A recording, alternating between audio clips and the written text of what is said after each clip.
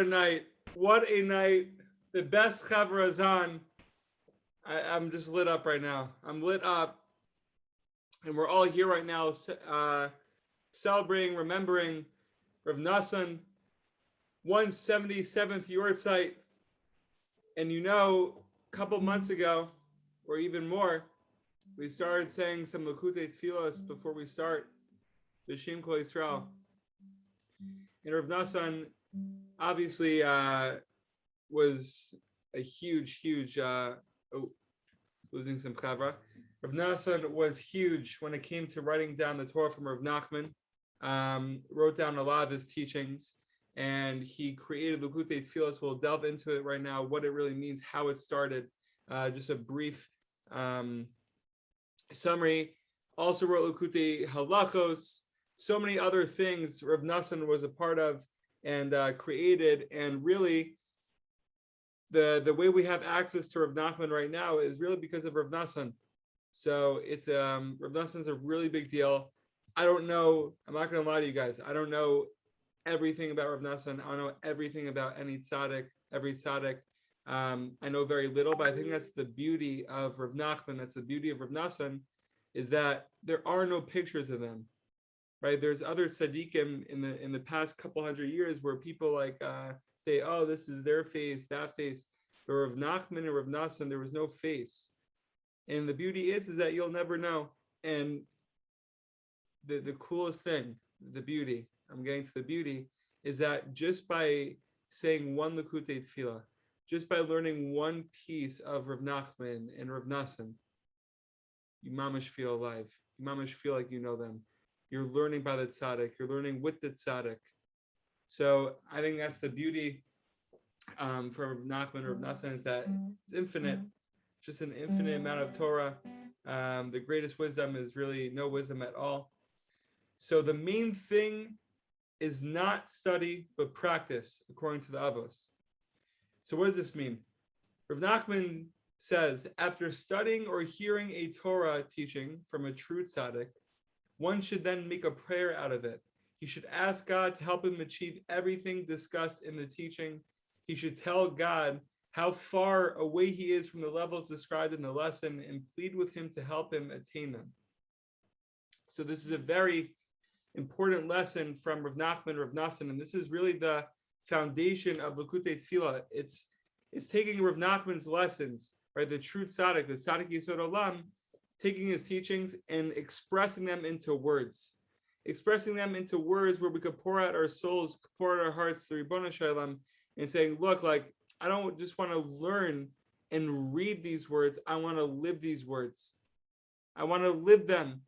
That's what the Avod is telling us. It's not, the main thing is not study, but it's practice. I want to practice them.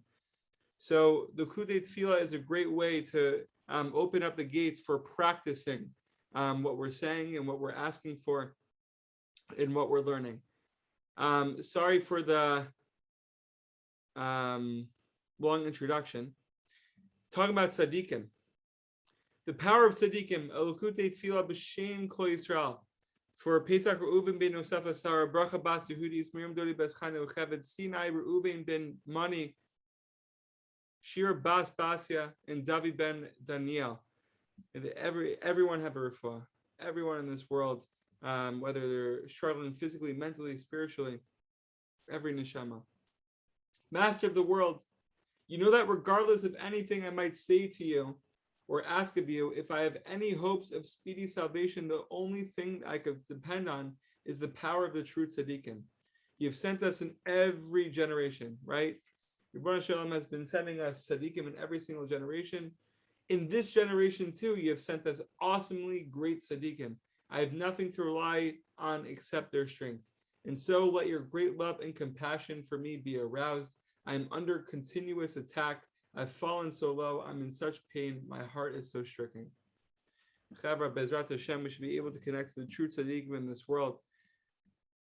There's a part of us, there's parts of all of us that are that we need help with. And going to the true tzaddikim could help rectify, could help be the tikkun for those things. How to say bracha achrona. Right, we've been talking about brachot shahakals, ha'etz, hagafen, bracha achrona is briefly. But how should we say a bracha achrona?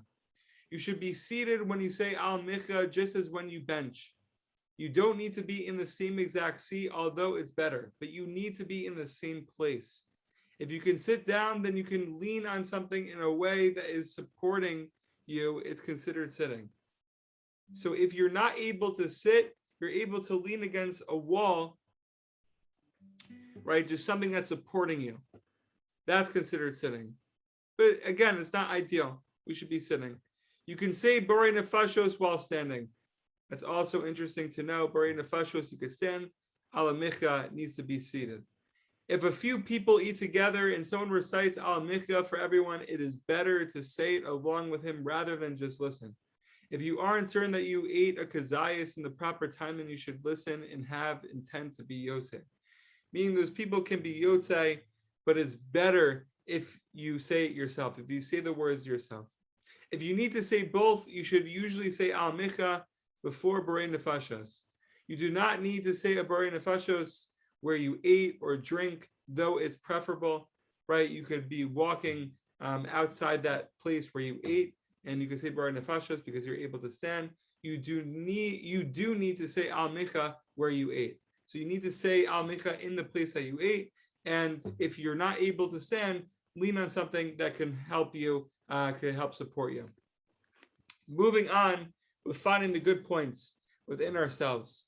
It's so important to find good points. It's so important to be joyous. It's so important to have hichadshut in our lives, to have renewal. And having found one good point, you must continue searching until you find another. So up until now, we've been talking about how just finding one good point in yourself is so important because it could give you new life.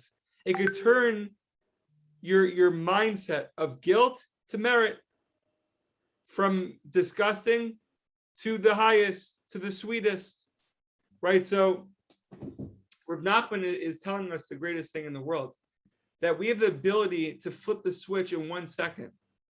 We could be having the worst days in the world. We could be feeling so lowly about ourselves, and we could feel like we're the lowest of the low. And the people that we're with, that we're surrounded by, we could feel like they're on a much higher level. They're that much greater than us. They're that much more successful. But how is it that I'm all that bad? Rav Nachman saying, look in, focus on yourself. Be echaraya Avram. Focus on yourself, focus on your relationship with Hashem. And then you could start to see the very positive things within you. You could see how beautiful you are. But it doesn't just stop at one. If you think you only found one and you did a lot of work, it's hard. By the way, this is hard stuff. Not simple. But once you found one, the work doesn't end there. If you can't find two, if the second good point doesn't come right after that first one, which in cases it can be, and then the third, and the fourth, you have to continue searching. It's an avoda. Even if you think this good point is also full of flaws, you must still search for some good in it. Right? It's the mitzvah we were talking about. If someone performed a mitzvah, but not to the fullest extent, it doesn't mean you should be in despair. Rather, you should say, oh, I performed the mitzvah. And next time I'll do it with the best of my ability, or I'll try to do it with the best of my ability. We learn from the past in a positive way. In the same way, you must continue finding more and more good points. This is how songs are made. In essence, music is made by sifting the good from the bad. The musicians had to find the good spirit, the good air, and reject the bad. A musical instrument is a vessel containing air. The musician produces the sounds by causing the air to vibrate. However, this is way too Kabbalistic for me. If someone's able to interpret this, his task is to move his hands on the instrument in such a way as to produce good spirit, good vibrations, while avoiding the bad vibrations, the dissonant winds of gloom and depression. So what I'm taking away from this paragraph, I mean, we have the Kabbalists here right now, Isaac and Kobe. But what I'm taking away from this paragraph is that we have to search and involve ourselves, immerse in the good spirit within our lives, when we could be surrounded by bad, right? So we're sort of like navigating through our situations throughout the day, right? I could be on the street, could be surrounded by something that's not good for me, right? And it's something that I'm trying to work on, but this thing comes up on the street where it's actually attacking the thing that I'm trying to work on, right? That void, that flaw. Rav Nachman saying, okay, now enter yourself into the good spirit, into the good mind frame, into the good thoughts, and actually see the good within that bad space, in that difficult spot, in that difficult situation. When a person refuses to allow himself to fall into despair, but instead vitalizes himself by seeking out and gathering together his positive points, this produces melodies, and he can then pray, sing, and give thanks to God. When things are clicking, when we're finding all the good points within ourselves, mamash, it's music to our ears, right? Everything is flowing. Everything is flowing. When we're davening to Hashem, when we're learning Torah, when we're interacting with people, when we're living life, frankly, when we're working on a day-to-day, when we know that we're good, when we know that we're valuable towards Hashem and his world and his people, our brothers and sisters, it's just music. It's mamish music. But if we're stopping to find the good points within ourselves and we're allowing ourselves to fall into that dark space and in the bad air, so to speak, and we're not pushing that bad air away, we're not filtering out, that's not good. That's not good. So Bezrat Hashem, Kavra, we should just continue to find the good points within ourselves, sing to Hashem, give thanks to Hashem. And the more good points we find within ourselves, the more beautiful we actually think we are, because we are all that beautiful. We're so precious. Questions, comments, please feel free.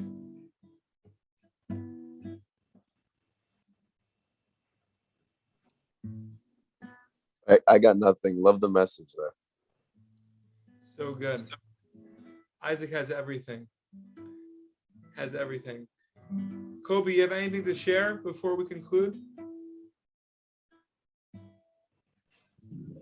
Jack, not too much. Great to be back. I'm mamish so happy you guys are on, and it's amazing. It's Rav Nasson's 177th Yarzeit, and stealing Torah. That's the name. That's the name of the Chabura, all from Rav Nasson's Torah. And Chaver, we should continue to steal Torah in a very healthy way. We should continue to find the good points within ourselves. And again, realize how beautiful we are, how much we can contribute to the world around us, to ourselves, and to Hashem. And Chaver, we'll continue tomorrow night, Bezrat Hashem.